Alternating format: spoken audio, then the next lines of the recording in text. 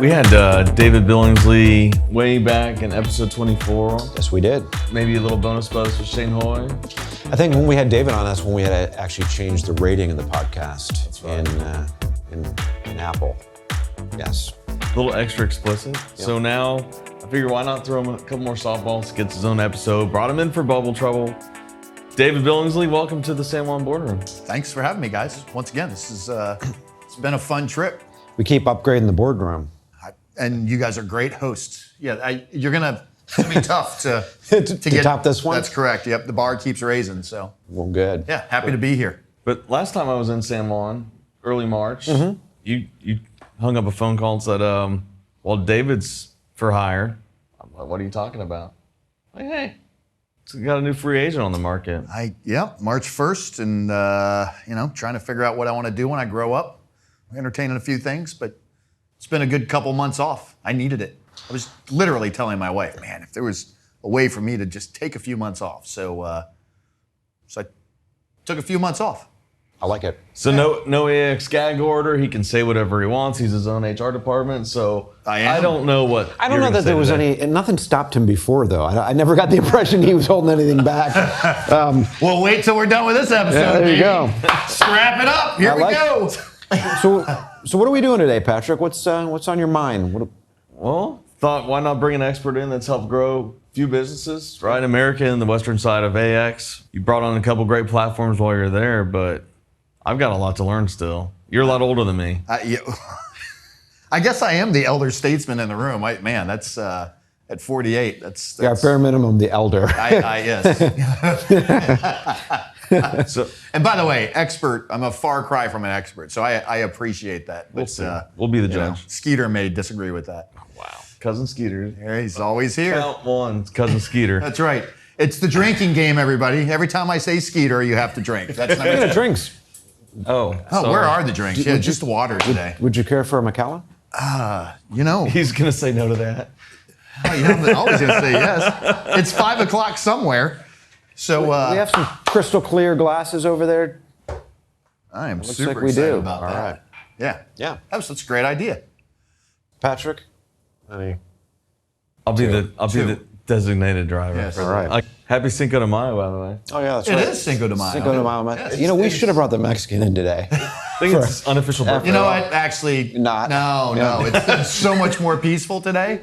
Yeah. So, but I'm sure he still has those stupid swim trunks on. I'm sure he does. Yes. I didn't say anything because I'm a leasing guy. No, you bitched the whole time. Well, we were chatting earlier about leadership development. I thought, David, you've developed a few leaders, right? Your admin team there at American. As you had your platforms, Dina, Kevin. You already got him a promotion, right? Shane Hoy. Kevin got himself a promotion. But Well, you helped. So Kevin's running American now. Well, that's Kevin Poland. Oh, I'm and sorry. Then we have Kevin Kevin Lee-Masters. Lee-Masters. Will the real Kevin please stand up? There you go. Kevin Poland, who is now the president at American. Kevin started at American, young guy. I think he's 31, 32 now. Yep. Started as a marketing intern there. Well, come on through, Jess. Hey, thank you. Come on, Jess. Everyone give Jess a round of applause. Thank you, Jess. Appreciate it. All right. Dylan enjoyed that more than anyone. All right. So Kevin Poland started as a marketing intern at American Pest years ago, and number one, just college athlete, came in as a young kid and was really just willing to listen and learn and obviously had Matt to work with him for years, and one of my jobs Matt told me over the years was, hey, we want to develop this young guy to be a future leader for us. Yeah. And so for me, there's that proud papa moment. Like I'm just so proud of him, and it's a great opportunity for him. He's got a great team there. He's building that out, and but he's 32, running a $50 million business. I'll tell you one thing. After the Mexican met him for the first time, this is before you left and went out to the West Coast, he actually identified, he said, that kid's going to be running this business. Oh. Yeah.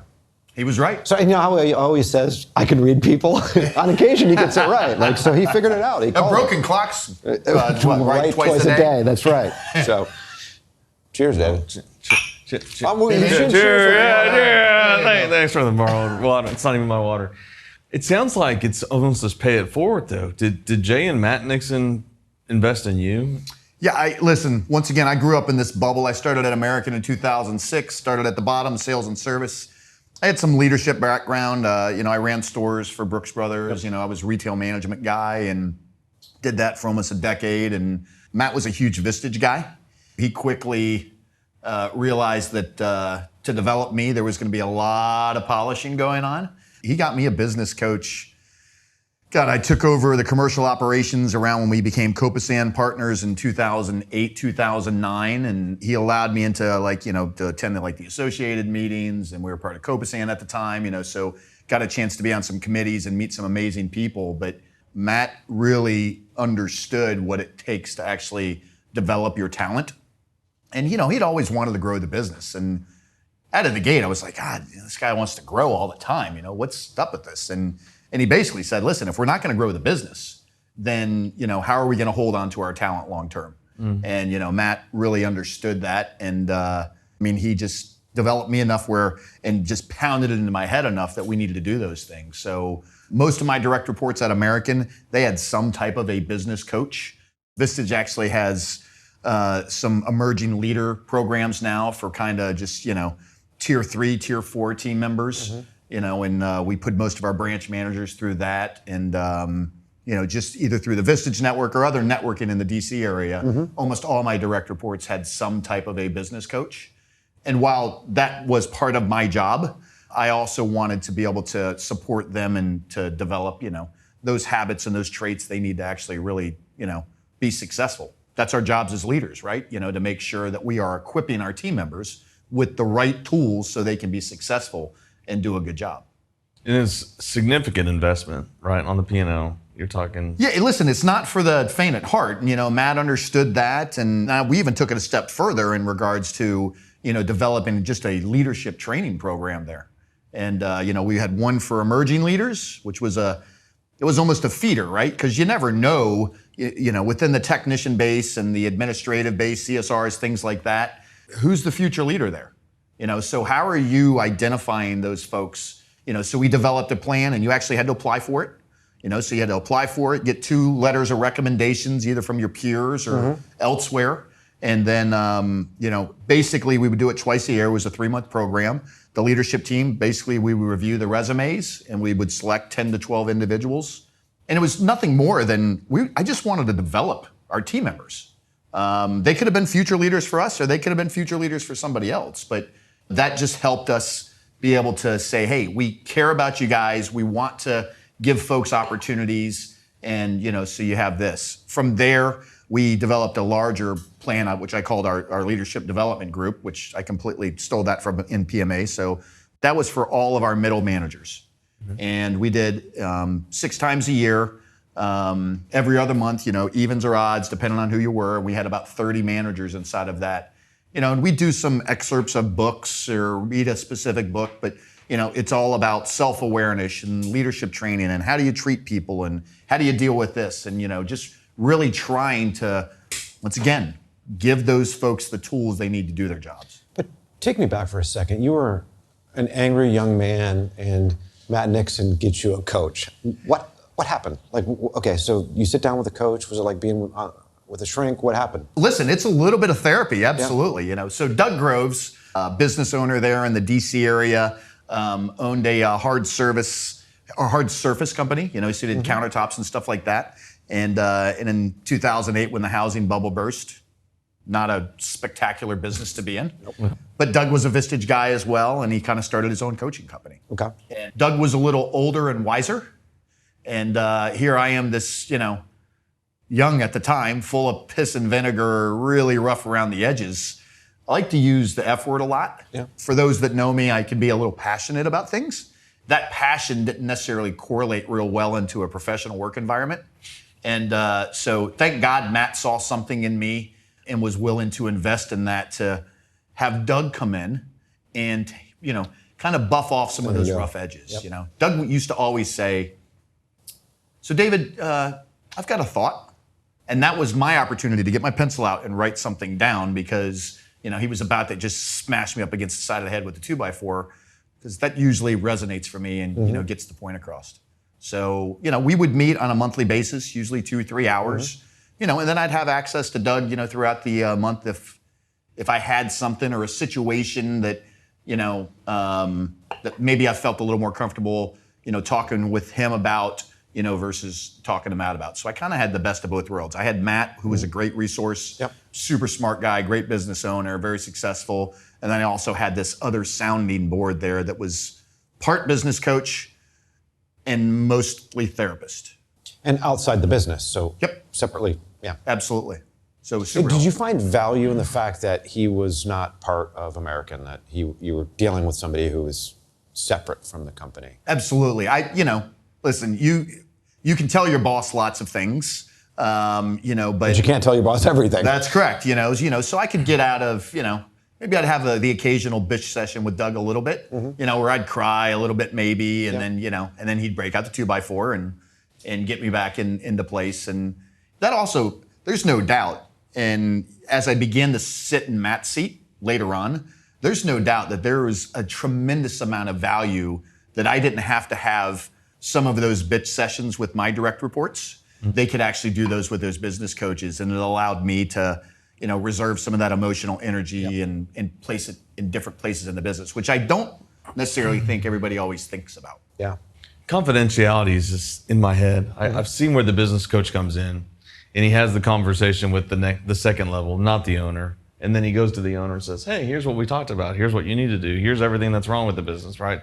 And just unfiltered.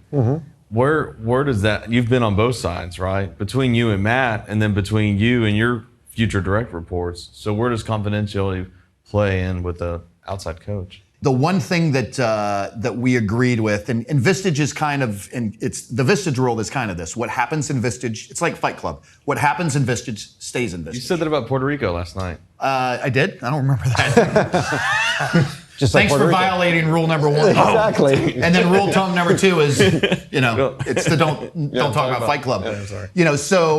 So there's that level of confidentiality. Matt, my coach, Doug, and I, we all had that same agreement that, hey, the conversations I have with David, they're between David and I. However, if David's embezzling money or David's doing something bad, Matt, I'll talk to you about that. Right.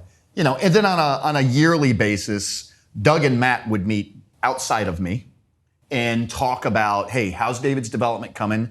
Feedback from Matt. Matt, are you seeing value for what I'm doing to help David? And then are there any, goals or, opportunities, from the owner's perspective that he wanted to see Doug help me with throughout the course of the year, So I do think if you are going to engage in some type of coaching for your L2s, your level 2s, your 3s, you do still need to be involved with those. It's not just wash your hands with it and say, they're going to take care of this. In some instances that works, but I do think that at least once a year, twice a year, as an owner, you should be touching base with that coach just to make sure, how's that person's development going? Hey, we wanted to work on these few goals and be intentional. Is that going the way we wanted it to go? So I do think there's a lot of value in that. But confidentiality is important, and I shared a lot of private stuff with Doug, and that's where it stayed. How long did you do that for? 4 years. If you look back now, what's maybe the 1 or 2 most important benefits that you can remember having gotten from that? For me, and Matt used to always tell me this, and Doug really reinforced this, and that's because I'm a pretty fiery guy, and but never too high and never too low.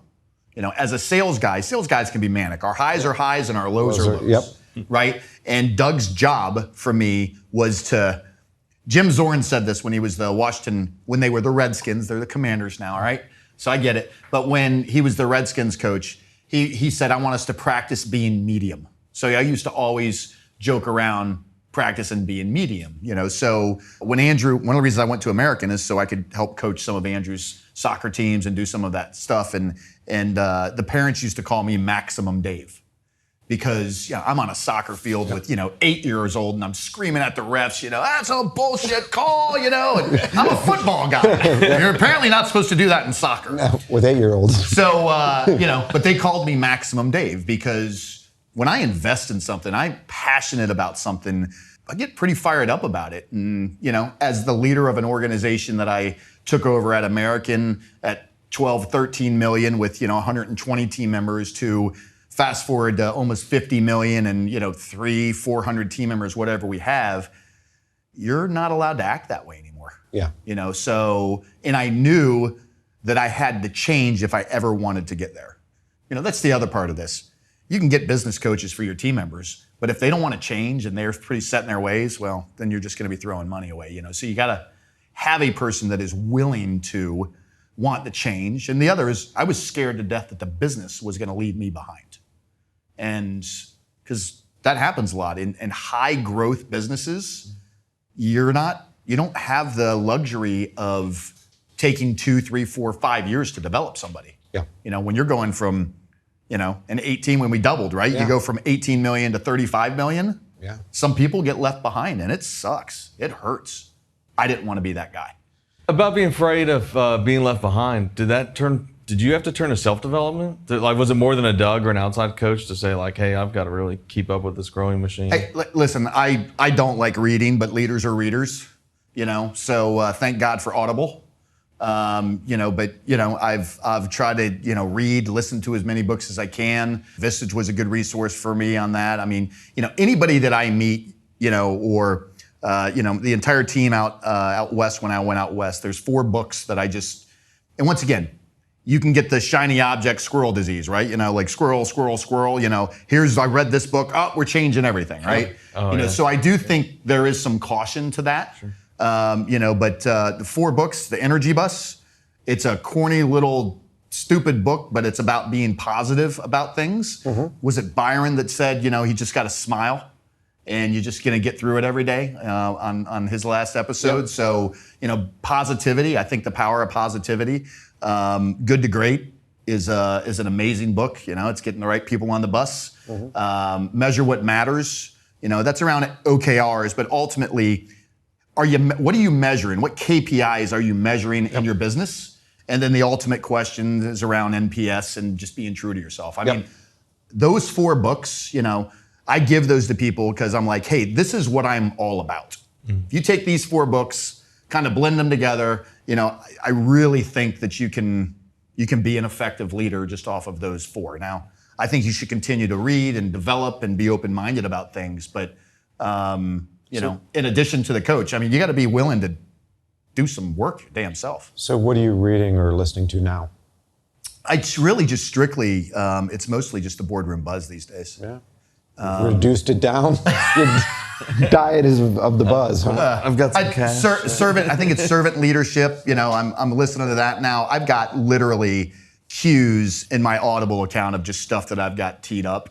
Do you ever have so many books in your Audible that are unread and you feel like a loser? You're like, I just got this huge stack. And all the time. Peering back at you. Yes. Yeah. Yep. I thought that was just me. It's in there. It's everyone. The plane right here. I was like, I've got 3. Which one do I? And I just rotated between the 3. I'm actually looking for it because at some point in time, though, because you're on, running this business and mm-hmm. you're on all the time. Sometimes I just like good train wreck TV or Real Housewives of whatever. Karen, listen. You call me what you want to call me. I know the Mex is going to pounce all over this. But just good train wreck TV occasionally to be able to turn your brain off. And I'm watching Bridgerton. Hey, that's a great, we love it. I'm not gonna lie. So, I do think that that's quasi-healthy just because all the time that you're doing these things. Yeah. But you gotta really work hard. I try to get up every morning. I've got a list of positive affirmations. I'm a big believer in self-talk. And, really? Your words, I knew you were a believer in dirty talk. I didn't know you were a believer in self-talk. But I get it. It works. Well, dirty talk, foul mouth, yes. There's a difference in dirty talk. Take us back. You identified, you called them L2 and L3. You're more entry-level future leaders in the business. How do you figure out who they are? So from so the CEO, president of a leader, main leader, owner of a business, they'd be your L1s.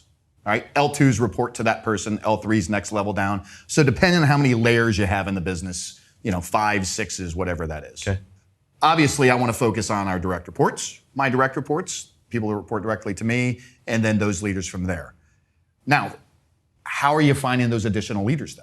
And I think I said this the other day at Bubble Trouble that, hey, your best technician always makes your best next manager, right? Never. I mean, how many people have made that mistake? You know, I've made it way more. You figure you would do it once and never do it again. Right. The problem is growth and capacity issues continue to force our hands as operators that you're like, shit, I got a guy that has 20 technicians and he's completely ineffective. So grab Sam and have him, lead 4 or 5 of these guys because he's a good technician. Yeah. So in order to begin to really start looking at your bench and your depth on your bench, how are you identifying the people that are actually even interested in it? Getting a business coach is one thing, but that leader has to be willing to put in the work to change. So some technicians, they just want to be technicians for the rest of their lives. That's great. We need that as part of our business. And there's nothing wrong with that. But you also have some folks that have, additional ambition and they may want to, whatever they want to be, but if they want more out of that, how do you give them an opportunity and a vehicle for them to basically stick their hand up? Because most are not gonna. Most are not gonna walk into the CEO's office and say, hey, David, I want to be the next, president here after I replace you. Yeah. Most people are not gonna do that. So how are you giving your team an opportunity to stick their hand up and say, hey, I'm interested in being developed some way, shape, or form? And that's where that Emerging Leaders program really came from. I heard you say ambition. I maybe you have to dumb it down and simplify it for me. Is there a single character trait that you're looking for? Around ambition? No, just like who's the future leader? Is it ambition or is it something? So positive mental attitude. Okay. If somebody is positive and they're not coming in and they're just not bitching and complaining all the time and they're just positive about being at work and positive about interacting with their teammates. If you've got a positive attitude, there's hope with me. I will work my ass off to help that person get ahead. If you've got a shitty attitude, I'm gonna work my ass off to publicly execute you as soon as possible.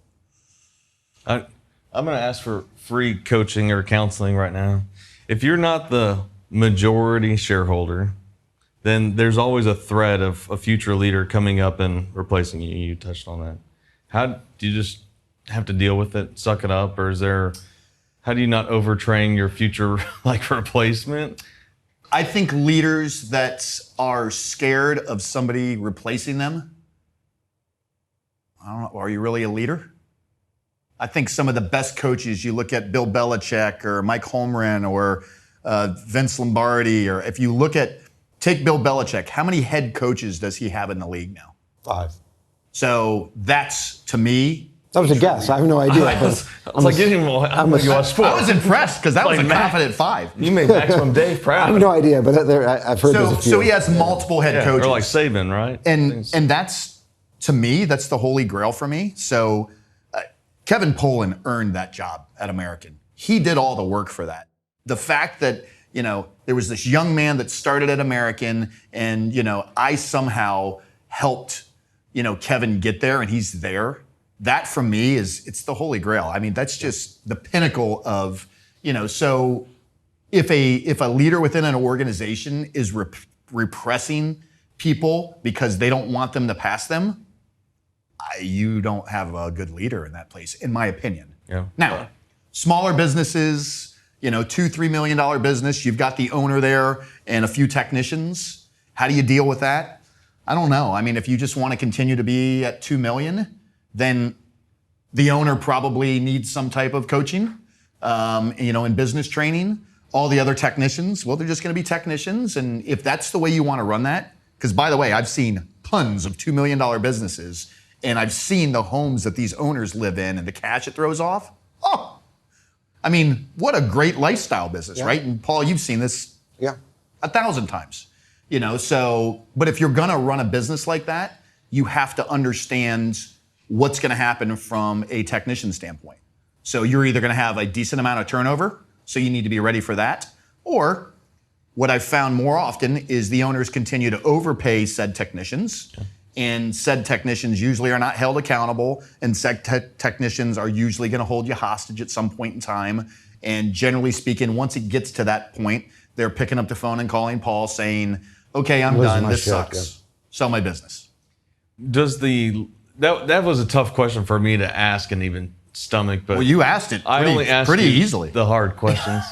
As you're identifying and you're equipping future leaders, does competition come along? Is that part of it also? Like, hey, we're going to put these people almost against each other vying for the next position? I guess that probably naturally happens. I really haven't ever thought about like vying two individuals against, and I'm not the kind of Not guy like what that I invites two people to a dinner and say, hey, either of you two are going to get the job, by the end of the night. I have no idea who'd do something crazy like that. It was lunch. No, this guy did it. I did it. That's how I hired the Mexican. Yeah. I narrowed it down to 2 people, and then I independently invited them to a lunch. And then when they sat down, I said, one of you is getting this job. And Go. Yeah. and you did okay? I mean, he's got the Mex. The Mex was I a know. result of that You have regret? experiment. No. You ever seen MTV Deathmatch? Basically, that's what Paul created. This guy sucks. Yeah, so that's what it was. Yeah. That's how we got the Mex. Patrick is like, I learned something new. The birth I of the just Mex, learned yeah. something like that. So you wouldn't do that. I don't think on purpose. I mean, naturally, you wanna create some stuff. But listen, when you have openings, you're throwing out those openings within the organization, or at least you probably should be, depending on your size. And inevitably, people are going to apply for it, and you're going to do those interviews, and then hopefully you can select the best candidate, and inevitably somebody's going to get their feelings hurt. Yeah. Now, what I do think is a good idea, though, is let's say you're going to hire a new service manager, and 3 technicians apply for it, all right, which is great, right? And they're all great technicians. So you end up hiring, I don't know, Sam. What do you do with the other 2 guys or gals? What do you do with them? Do you just say, hey, you didn't get the job? Or do you bring them in and maybe spend 10 or 15 minutes saying, hey, listen, I really appreciate you coming in and interviewing for this. By the way, I know we went a different direction and you're probably disappointed you didn't get the gig. Maybe they are, or maybe they're not. Yeah. Probably they're like, Not in this market, they're like, thank God I didn't right. get the job. I was on probation. They made me do it, right? So, hey, I think you should maybe work on these few things. I'll throw a guy a book. Well, what can I work on, David? I'll tell you what, the first thing you can do is read this. Yeah. And What most of the will you time, throw them? What book will you throw one them? of those 4 books for sure. Yeah. If you throw them a book and then they don't do anything with it, It's on them. well, there's your answer. Just showing people that you care. Once again, you're trying to create this culture. All right, lots of competition, huge wage inflation. So I used to always tell our technicians, if you want to go make more money, you can go work for Terminex and Orkin in our market. You'll go make more money. But we at least give a shit about you here. All right. Now we're not perfect. We're going to screw stuff up. But if it's just about money, then you should go somewhere else. Did you ever think you were training your future competition? A competitor, hard to compete against American, right? Almost $50 million. Absolutely impossible. But you're We were better than everybody else. you're equipping them so much. It's gotten easier over the years, I hear. Now that David's departed, I don't know. Did you equip your future? Like, were you not stigmatizing future competition? To what? Have people leave and go to the competition? Or start their own business? I mean, go ahead. You want to go start your own business if you think it's that easy? Go ahead. I know you've talked about staking. Talked about staking. What Patrick's saying is like, if somebody Like a porterhouse? Yes, exactly. It results in porterhouses. No, like at the end of the day, like I always take the philosophy that, like, let's say you got a great team member and the team member wants to go out and do it on his own. Instead of being a bastard about it, I'm gonna say, like, stake the guy, like partner with them, help him. At the end of the day, I think that the way that I look at it is, there's so much business to go around. I don't even mind. I feel like what I do over here, if I can bring the industry up, my M&A niche, if I can bring everything up, then I'm benefiting everyone. I'm creating more value for everyone. And I think that's the same thing in any business. Like what you were talking about, like as a leader, developing leaders, the greatest compliment a leader can get is actually train up the younger generation to surpass them, right? Take Then your place. you've done what you're supposed to do. And so I just think there's a lot of opportunity out there. And I don't know, I see a lot of successful business people not worry about technicians and leaving and starting their own business. In fact, supporting it. Quite frankly, a lot of business owners worry about their guys, their technicians leaving, starting a business. And I always say, like, 9 out of 10 of these guys are going to fail because they don't realize what it's like to make payroll and seasonality and all these. They see the owner who's got a big house, who's built this business, but they forget the 50 years of risk that were taken. So I say, have at it, try it. I completely agree. You want to start your own business? Yeah. Go listen. This is the United States of America. Just do it. Just don't mess with our customers for the first year. We had a standard non-solicitation. Leave my team members alone for the first year, and then go. It's good, healthy competition. Please go. If you think it's that easy, absolutely go ahead, because it ain't easy. Because many of them, like you, everyone that's listening to this in the industry can relate to the guy that left, tried to start his own business. 6 months later, calls up the boss and says, "Hey, can I come back?" Yep. I just chose, once again, I think as you try to run businesses, and once again, I've never been the owner, and it's different, but as an operator that, has grown these businesses, I control what I can control. And, I just choose to have the most positive attitude that I possibly can and not let some of this just stuff just get in the way. Because when you focus on that, that's when you take your eye off of, what's the most important thing. And that's why having KPIs and, what are the things that make the most important for your business, and you focus on those things, and all the other minutia, just ignore it. If you focus on these things, people being one of them, if you focus on those things, you're gonna win. It's the people that get distracted and go down these rabbit holes that, and they, can't understand why I can't, grow my business. Yeah. On the P&L, how much did you see as investing in your future leaders? Like, hey, I'm going to put this much into this person and this much into this person. That's a great question, and I really never, so much looked at it that way. It's going to depend on how successful your business is. If you've got the cash flow, I mean, it takes money to be able to do these things, right? So you've got to make sure that you're focusing on the right things. But I don't know, 0.5% of revenue. If you had a $3 million business and you paid somebody $1,000 a month to coach one of your service managers, that's $12,000 a year. So I don't know, Paul, you're the analytical guy. What percent of revenue is that on an annual basis? 0.5%? I can't do math. Yeah. It's in the long scheme of things.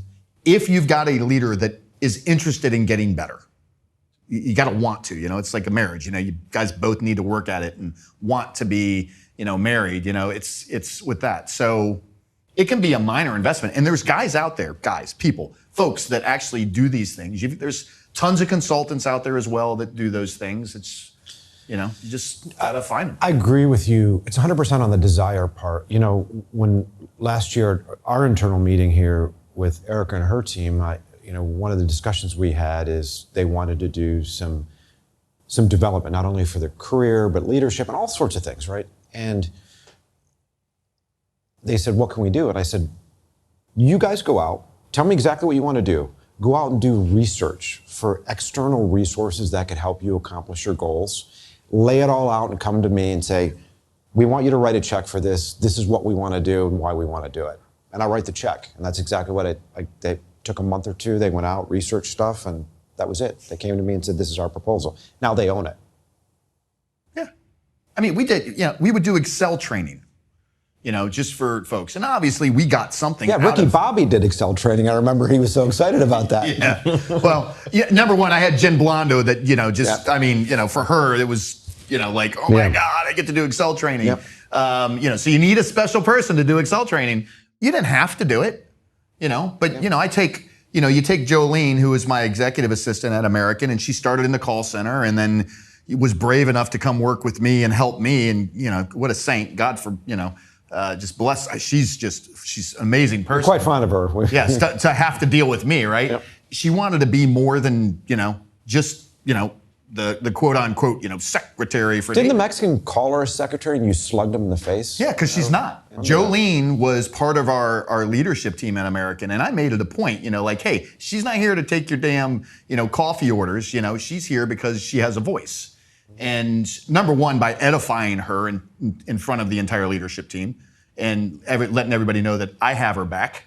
And then the other part of that is she also took the initiative on her own to she would follow up with Jen, like, hey, I need a little bit more help here. Or she would go online and she'd take an online course around PowerPoint or whatever.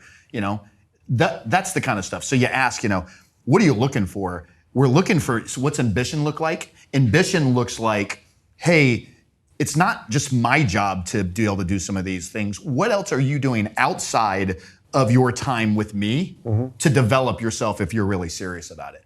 And when you start finding those people that are taking, classes on the side and they're paying for them out of their own pocket because they don't want Sam to get the job, they want the job next time because you gave them that feedback. Oh my God. Could you imagine having 100 of those on your team? No, I can't. I know. Where did you go from just one-on-one, Doug coaching you, to it sounds like you ended up developing your own in-house training? Yes. Right. So where was that a certain revenue, a certain number of employees? You're like, hey, we just need to do this on a massive scale. It's a great question. So when I got the keys to the kingdom in 2017 at American, Doug quickly kicked me out of the nest and said, it's time for you to go to full-blown, CEO Vistage, which I did. It was through that, just more so seeing some of what my peers were doing within their group, then bringing in a few speakers, Alex being one of them. So Alex and I, once a month, him and I just got together, we got together over a glass of wine. He actually owned his own wine distributing business for a while. It was cool. We go break bread and have a bottle of wine and just bullshit about stuff. Yeah. And as we began to talk more about things, that's when him and I just put our heads together and we're like, I think we could do more. Because at the time, I had, so I had my senior leadership team, which were basically most of my direct reports. And then we formed basically this thing called a grader team. And the grader team was all the other managers. So it was the senior leadership team and all the managers. And I think there were, when we formed it, there was 30-ish of those managers. Quarterly basis, we'd get together. Usually we'd do it at the office. We'd bring food in, and I would do a quarterly state of the company with all of our managers, just saying, hey, this is what's going on. Here's our initiatives. Here's what we're working on. And by the way, what questions do you have for me? Yep. As we began to form that and getting feedback, by the way, quarterly pulse surveys, right? We do these surveys on a regular basis, getting feedback from our team members. We realized that, hey, if we're going to continue to grow at the rate we're going to, we don't have the time to develop team members in a slower fashion. How can we speed this up? And so we developed a formal program with a curriculum that we could roll out, and we just year after year just keep pounding through that to identify new leaders, emerging leaders, and then existing leaders, to continue to develop them and give them the necessary tools for them to be successful. You've had the ability to peek into a lot of other businesses. I'm thinking at least Anti-CMEX, the whole East Coast, and a few on the West Coast. Did you ever look at a business that had something like was built out in American? No, I mean, and I'm not trying to toot your own horn. Like, I'm not trying to. Well, I appreciate that, and not that I have had the peak inside of the Sprague business, but I've known the Sprague guys for a really long time through Copasan, and the new head guy there, Ross Sprague, years ago developed a program where they really got serious and spent some money on a leadership development program. So and in my opinion, Sprague was probably best in class. I think they still are. It's almost like Sprague University. You have to apply for it, and they really go through. And so Sprague has done an amazing job with that. Once again, I know Ross; he's a good friend. So, but there's not a ton out there. And you're right. I've peeked at a lot of businesses over the last few years, and I said it on Bubble Trouble, and I'll say it again. I think there is a significant void in our industry for mid-level management training. It's for whatever reason, we seem to have blinders on, and it's, what's the definition of insanity? Keep doing the same things over and over again, expecting different results. And for some reason within the industry, we keep doing the same thing over and over again, expecting different results. So I think there's a significant opportunity to do some of those things with mid-level management. I love the idea, and it stuck with me. You said it this morning, but just that 50 cents or that $1 an hour where someone's leaving you over such a minimal difference in pay, and that you have the ability to come in and really develop them as a person and develop your culture and the camaraderie, and it's the future of your business. If they leave you for $5 an hour, we've had folks come in, and obviously in DC, the government area, and you'd have people apply for government jobs, and they'd come in, and I'd be like, hey, listen, I'd love to keep you, but I also understand there's not a whole lot I can do. I'm not going to pay you, at the time, $25 an hour. Now that's like a regular wage, but at the time, my techs may be making 15, 16 bucks an hour, and he'd be like, I'll stay if you can give me 25, and I'd be like, dude, you need to go, man. This is an amazing opportunity. Yeah. But you're right. If folks are leaving you for 50 cents or $1, you need to have a long, hard look in the mirror. And once again, people have left me for 50 cents or $1, so I've had some really long, hard looks in the mirror, and what are you going to do about it? What did you do? We adapted, we changed, we listened to our team members, we developed programs to let them know that we gave a shit about them. It doesn't always work, but the ones that leave when you're providing that, I didn't want them on my team anyways. I wanted those positive mental attitude people, can-do attitudes that wanted to be there, and that were teachable and trainable, and those people that loved the service business, that wanted to take great care of our clients, and were great team members and cared about their team members. Those are the ones that I wanted there. The other ones, let them go. Next. It's tough to do that, by the way, today. So it's real easy for me to say that. I'm unemployed, everybody. So easy for me to say that, because you have to go out there and execute now. But I obviously am very passionate about that, super opinionated about it. I don't know. I could be right or wrong. I was wrong once, but then I realized I was right. What's your pant leg length? Say that again? What's the length of your pant leg? I don't know. On a good day, 28 and a half, maybe 29 inches.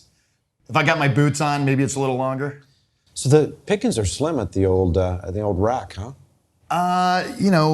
Actually, Lululemon, Yeah? a little expensive. Yeah? But they now have, my wife would laugh about this, at Brooks Brothers, quick story. So tailored clothing, Brooks Brothers, men's suits, all that stuff. And so back in the day, you could find nothing with less than a 30-inch inseam, nothing, right? And I'm not a 30-inch inseam. And, see 30, maybe 31, but 30, 32, 33, 34. Yeah. And so they got a new collection of pants in. She was not my wife at the time, but just good friends. And, so she's in another store downtown DC. And her and one of our other good friends, they called me up laughing because they got a pant in that was a 29-inch inseam, and they were going to call it the David Billingsly collection. So listen, when you're a little person, or an Oompa Loompa, or whatever you want to call little people like me, listen, the struggle's real. So Lululemon, they actually have 28s, which were a little bit short on me. But at 29, it's like right on the money. So what you were talking about on Jarl's episode when you were in Stockholm, because those guys are tall. Well, they're tall and thin. Yeah. Yeah. So that was funny. Listen, I love clothing. I love fabrics. I love to go into haberdasheries wherever I'm at and touch and feel, the material. And so my wife and I are walking the streets of Stockholm, and we see a few of these haberdasheries, and we go in, and my wife's like, you should try something on, So I grabbed, I don't know, I was probably a 44 reg at the time or whatever, and I grabbed the equivalent, which is about a 56 European, it's centimeters, and I tried to put it on. It was like Chris Farley trying to fit into a jacket. Armholes, super slim. I mean, it was ridiculous. Sales lady came over and she said, too much of lasagna or something like that, So I bought the only thing I could there. I bought 3 pairs of socks. Everything else was just, it was pretty, you'd be a good fit for that stuff. I hit 50 and I'm staying right at 50. Like I'm not going 49, not going to 52. Right, so you're right in that, you're right that 40 reg-ish. I don't know what it is in the U.S. 41, something like that. Probably something around there. Yeah. You look good. You've lost some weight. I have. Keep keeping off. Staying at the 50. Speaking of Patrick, maybe not so much. Speaking of I thought you were done. I retired. I'm down like 15 pounds. I've been off for 2 months. Like super focused on getting healthy. I was gonna say with steroids last week. Okay. Got me here. All right. Speaking of clothing, you spent 10 years. 15 years. 15 retail years. management. So where's a good place? I mean, if a man wants to get a real nice tailored suit specifically done to his body, because what I'm trying to do right now is I've done the whole tailored suit thing, but now I'm trying to get to the perfect weight for me and doing everything I can to stay there. Like I can't eat the last fry because it's going to tip me over the edge, and just cutting it off. Talk to us about, I want something. Made to measure. Yeah, made to measure. I mean, Xenia, Yeah. you know, so listen, I'm in Vegas now. So, I mean, there is some super good stuff. And you had a really good year last year, so you can afford it. I have a really good year every year. So you can go into Xenia. Inevitably, there's probably Laura Piana. That's my shoes. See? So Laura Piana makes some great fabrications. Yeah. I worked for a brief little stint called Tom James, you know, for almost a year, and that niche was, you know, I would go to your office. So like you would be like, you know, my perfect client, you know? Yeah. I'd come to the office. Is you lazy? Well, you're busy. Busy, yeah. You're Okay. a busy professional, and you know, so I'd come to the office and I'd take your measurements and I'd have a bunch of fabrics and you'd pick from them and I'd be like, all right, so you know, Paul, what do you like? I mean, do you like a 3-button? Do you like a 2-button? Like my favorite is a 2-button peak lapel side vent ticket pocket jacket. It's a freaking beautiful jacket.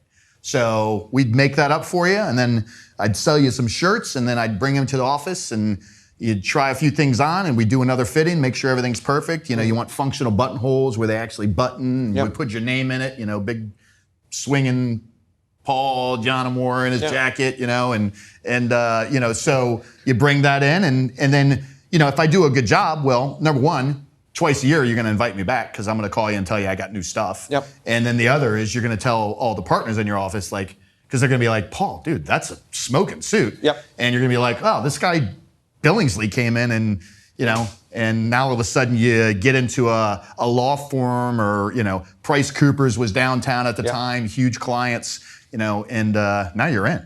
Yeah. So Tom James is still around. Yeah. Or I know you like Singapore, you can go there and you can have a Yeah. sweet ass suit made in like 2 days. Do you still spend a lot of time tooling around the clothing industry? I mean, is that still an interest Does of it yours? look like I mean, spend much time? Listen, the pink you've been jacket pink killed themed this the other week. day. Yeah, you Just, look I'm like just saying. Just What saying. Jim say? You guys look like Easter eggs. I was channeling my inner Glenn Matthews, good friend of mine, Modern Pest Control, shout out South Carolina. What, he's pretty in pink or what? Glenn wears some crazy shit. Yeah? But he looks good. So who was the other guy that owned? Oh hell, I know who you're talking about. In Carolina. Greenville. Yeah, they sold Gregory. Phil Gregory. Holy crap! So Yep. Phil Gregory, best dressed man in pest control. Yep. You know, I had always seen Phil, and Phil, every time you saw Phil, dressed to the nine, and I would always go up and pat him on the back, not because I wanted to pat him on the back, because I wanted to feel the fabric. You touched his material. Oh my That's God, Phil. you know. But I always, Mr. Gregory, and he knew I was in the, you know, came from the business, and we used to always talk clothes, and you know, I'm sure. Was it there's- always like the jacket or shirt, or was ever? Did you ever? Did you always? It was always the I'm just one making- shoulder of the jacket, Paul. Just making sure. One Okay. shoulder. Checking the inseam. Brush the. It's like the Friends Brush episode. the thigh. You know, what do you mean that's how they measure you? Mike yeah. Taylor's always measured me for that. Joey. Yeah. Yeah, it's completely feeling violated. Yeah. Exactly. I've never heard someone other than Kevin Burns said it was the best dressed man in pest control. Phil Gregory, absolutely. Okay. Yep, for sure. Okay. So, yeah, I mean, I still love clothes. It's just, I don't, this is my, you If know. we know who the best is, we must know who the worst is. For clothes in the industry? yeah, who's oh, worst no, there's dressed? so Yeah. many of those. Oh, Yeah. yeah. I mean, yeah. It's So there's a lot bad. of people fighting for that title. Oh, you know, I feel like I'm in the South. It's like, oh, bless your heart. You know, like belt with suspenders. Don't be that guy. I was in Pestex in London like a couple weeks ago, and of course everyone's there in suits and stuff. And then you go to like an MPMA event, and it's just like, holy shit. Yeah. Yeah. Yeah. So yeah, the whole tale. It's you know, people are like Brooks Brothers, pest control. Yeah. You know? Bottom line is, it's service business. It's people. There has been a lot of changes all around here in the industry in recent months. Of course, we have the Rentokil Terminix pending merger, and then really surprised when Jarl stepped down as CEO in February. I was shocked at that announcement. I was shocked when you called me, said, I'm going to be out of AX. And then I was further shocked when Brian Alexson said just a week or two ago, he's moved on to be the CEO of another business outside of pest control. So what's your thoughts on some of the recent commotion? The Jarl transitioning, from him being the CEO to chairman of the board. And Ola, I forgot to mention Ola. Ola's last day I think was the 28th, same as my Same last as day. yours. Yep. That's right. I mean, listen, we had the exit, the recap from Fund 6 into this long haul fund. There's no doubt that some of us did okay. Just like any other transition, it's probably going to slow things down a little bit. I mean, you've got new leadership. I mean, we had Venier, who crushed it here for 5 years, and then you bring in a new leader with Brian, and Brian's not Michael. Yep.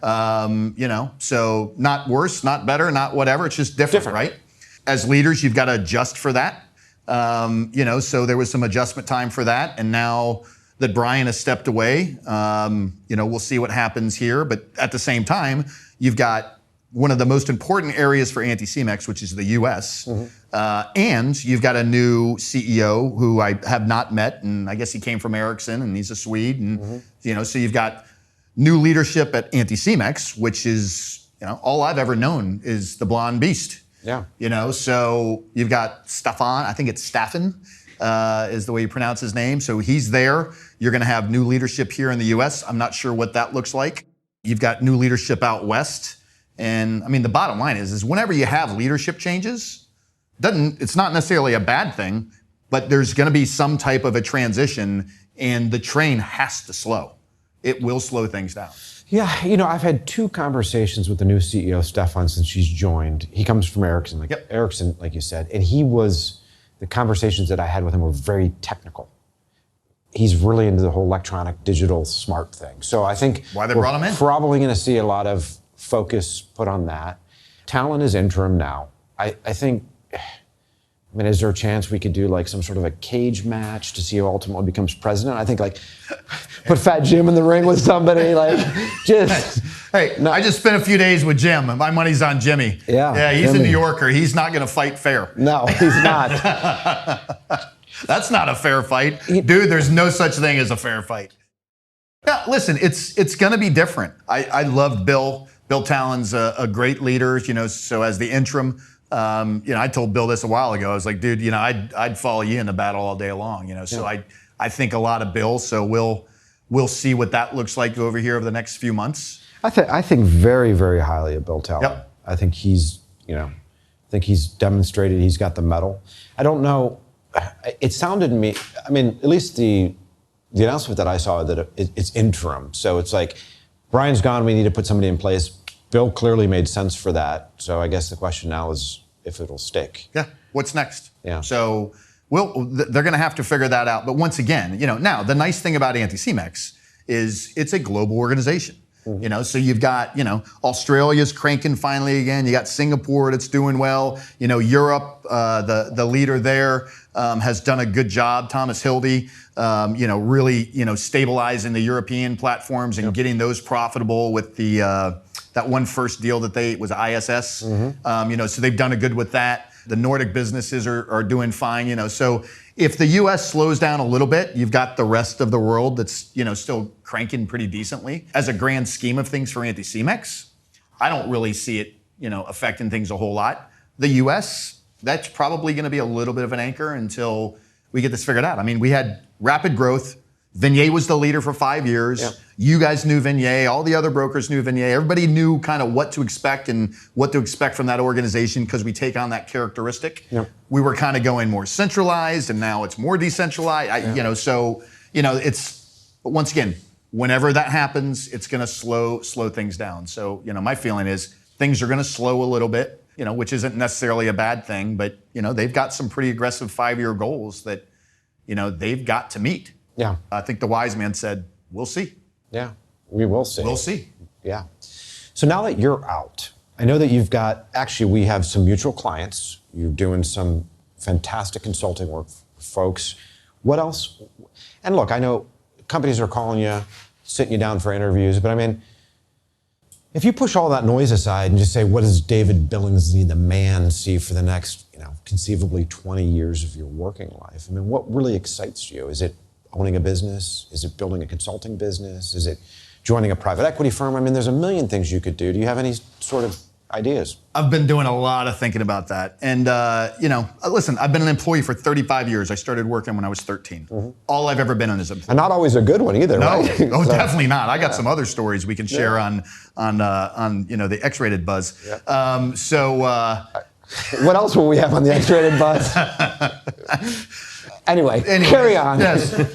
God, I need more scotch. Yeah, so what's on the horizon for David? I've told Karen, we kind of agreed that, hey, listen, 60, 90 days, we're not going to make a whole ton of decisions. I needed to take some time off, which I'm doing, well needed. That being said, if there was ever a time for David Billingsley to do something for David Billingsley, now would probably be the best time in my life to ever do it. I'm 48, I still got a bunch of gas in the tank, but I also don't want to work for the rest of my life. My son's 24, he's back in the Virginia Beach area, he's an accountant, and he's well on his way. His girlfriend, probably soon to be fiance, she's in medical school, I checked the box on that. He's killing life's, right now, so I couldn't be more proud of him. If I can probably do some consulting on the side, listen, I've worked my ass off for the last 6 years. If I can figure out a way of those years that I traded, let's face it, when you work really hard, you have a high stress job, which I was in, there's no doubt that I trimmed some years off of my life. And I was okay doing that because it was my responsibility to take care of Karen and Andrew and my family. So I gladly traded those years. If there's a way for me to get some of that back, life's short. And so you just never know what's going to be around the corner. So I probably want to stick my head up, smell the roses a little bit. I still have a lot to offer to the industry, and I feel like I can bring a lot of value to folks. So I'll probably go down the consulting gig for a little while and, stay relevant, see what I can do to help people. Big sports guy. I had always wanted to coach. I'm just not going to coach, football or sports anymore. I feel like I can bring the same energy and passion to being a coach in business and being able to help people, and take those experiences that I've had. Listen, I got a PhD over the last 6 years with Anti-Cemex. Or at least the University of Stockholm. Yeah, somewhere, right?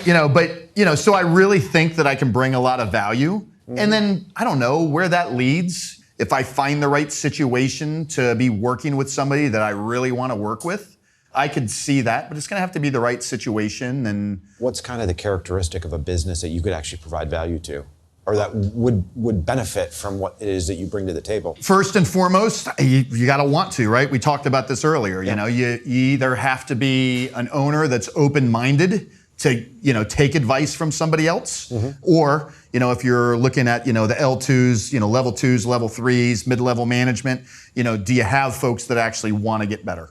All right. So from a size perspective, I've kind of worked with 5 years ago, you asked me this, I'd be like, hey, listen, I was at American when we were 4 million, and I'm here to 13, 15 million. I know how to go that journey. I've done that. It's like this business degree, right? And, so now all of a sudden, I've been part of something in a rapid growing environment and saw what kind of turmoil that can cause. I've stepped on the landmines there. I know some of the things that are going to blow things up, and I know some of the things that, I look back and say, we should have done this differently. Part of that is that leadership development that I'm talking about. I wish we would have done that sooner, and we were actually doing something about it. Yeah. Whether you're $1 million, $2 million, you've got kind of a business, it's a lifestyle business, but maybe you want to step away and have, turn it over to somebody else. I could certainly help in that area. Or whether you're a $100 million business and you just want a fresh eye for somebody to come in, for a few days and say, hey, maybe poke holes in some of the things they're doing. But a lot of owners aren't open-minded to that. They don't want somebody coming and sniffing around and telling them, what they're doing wrong. The problem with almost all small businesses around the world is 99% of the time, the actual owner shouldn't be running the business. And when I look across the pest control industry, if I pick 100 companies, at least 95 of those owners should not be running their business if their goal is to really create value and grow a big business. Yep. They're not suited. They don't have the experience. They don't have the background, the expertise, the education, so on and so forth. But the majority of them don't realize that. And some of them do. And some of them call up and say, I've had these discussions. I shouldn't be running this. I want to have a lot of money, and I know I'm not the quickest way to get there. So what would you say to somebody if I called you up and I said, David, I got a $5 million business. I'm doing everything. I've got a bench here, but I need your help, man. I just don't know where to go. I don't know what to do. I don't know how to grow this anymore. I mean, what would that look like? You come in, sit down with me, and do you start with my aspirations? Yeah, I mean, I probably come in and I want to get to know you and get to know more about the business a little bit.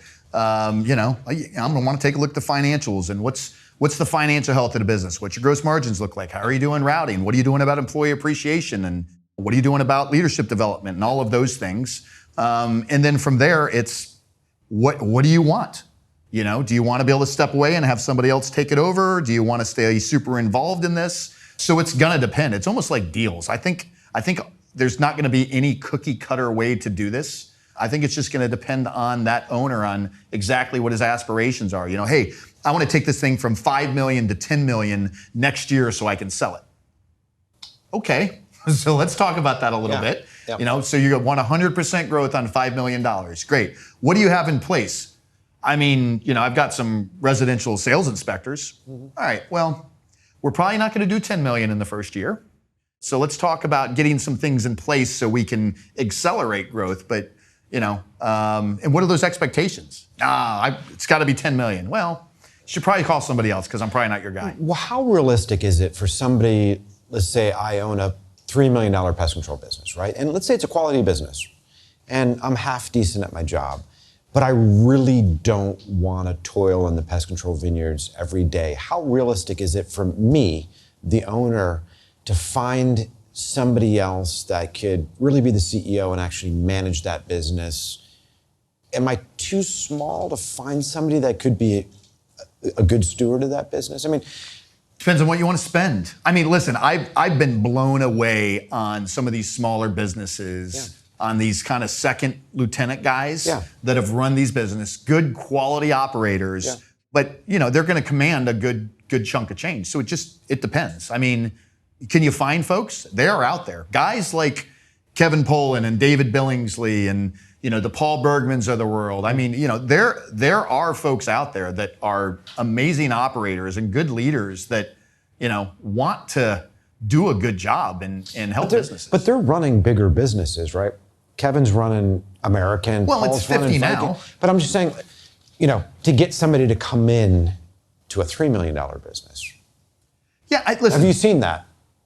Yeah, I mean, we've acquired a few businesses that have, but I mean, it's crazy what these guys were paying these guys. Yeah. No. So it'll cost you, but if you can hold my calls and send my check, the challenge is most owners that own a $3 million business probably aren't gonna just hire a guy like David Billingsley out of the blue, all right, with no background and give you the keys to their business and walk away from it. Yeah. Where, Matt and I had years, together. You somewhat grew up in the business, correct, so to speak. Yeah, so it's not impossible. It's a tough task, but once again, if that's what you want to do, it doesn't mean you can't do it. It's a little harder to find. I mean, the unicorns do exist. Yeah, they're just really hard to find. After a couple more of these, I might see some. Yeah.